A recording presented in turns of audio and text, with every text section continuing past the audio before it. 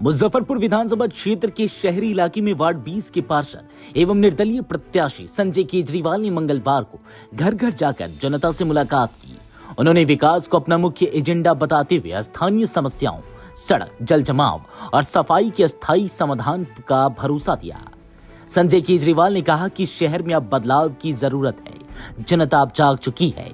मैं बिना किसी पार्टी दबाव के सिर्फ जनता के हित में काम करूंगा। उनका जनसंपर्क अभियान लगातार जारी है और उन्हें युवाओं से लेकर आम नागरिकों तक का समर्थन तेजी से मिल रहा है। बोले तो कि भाई है ना, जब हम भाई होंगे गले गले मिल जाए इनका। माला कितने हाथ में है? माला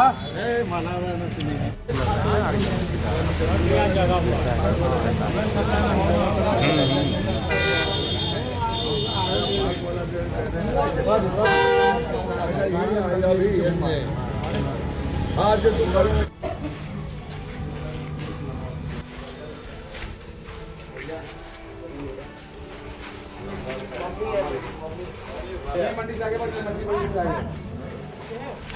और आगे बढ़िए। बोला तभी आगे बढ़िए, रोड पे गाड़ी लगा हुआ। संजय केजरीवाल जिंदाबाद। ठीक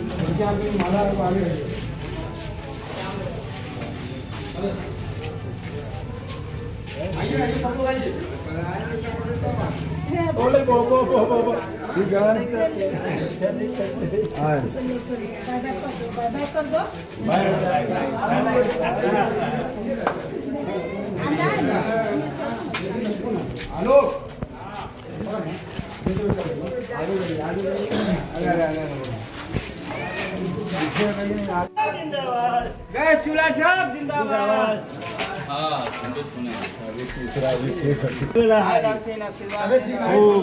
जी प्रणाम। संजय केजरीवाल है, गैस चूल्हा छाप चुनाव में खड़ा हुए हैं। डब्ल्यू की बहन है तो हमारी भी बहन है।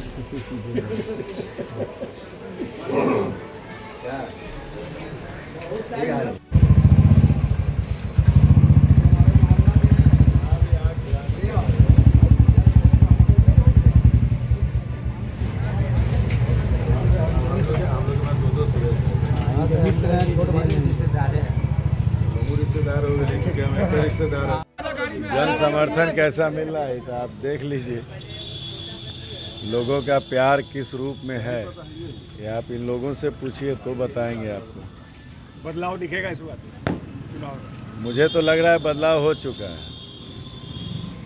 सिर्फ एक होता है ना कि कोरम पूरा होना।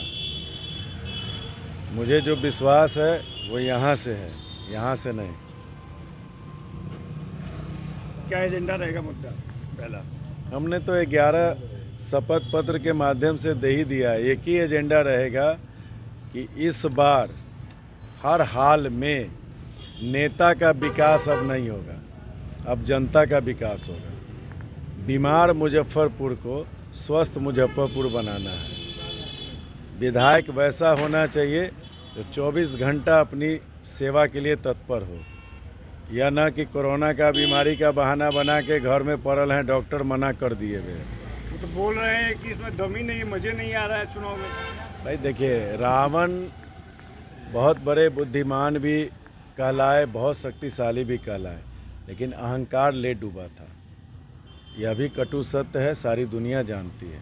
मैं समझता हूँ अहंकार से बचना चाहिए। और इतिहास में हम लोगों ने पढ़ा, जाना, अपने पूर्वजों से सीखा। एक चींटी जो है वही हाथी को धूल चटाती है। तो रियल में वो हाथी हैं, उनको कोई हाथी नज़र नहीं आ रहा है। लेकिन आपके माध्यम से इतना ही कह देना चाहते हैं कि चींटी समझने की भूल भी न करें। चुनौती नहीं लग रहा है? किस बात का? मेरे पास चुनौती ये है कि किसी घर का चूल्हे का आँच अगर ठंडा हो तो वो गर्म कैसे हो। मेरे सामने चुनौती ये है कि नेता का बेटा पढ़ता है कोटा में और इनका बेटा पढ़ता है यहाँ सरकारी स्कूल में।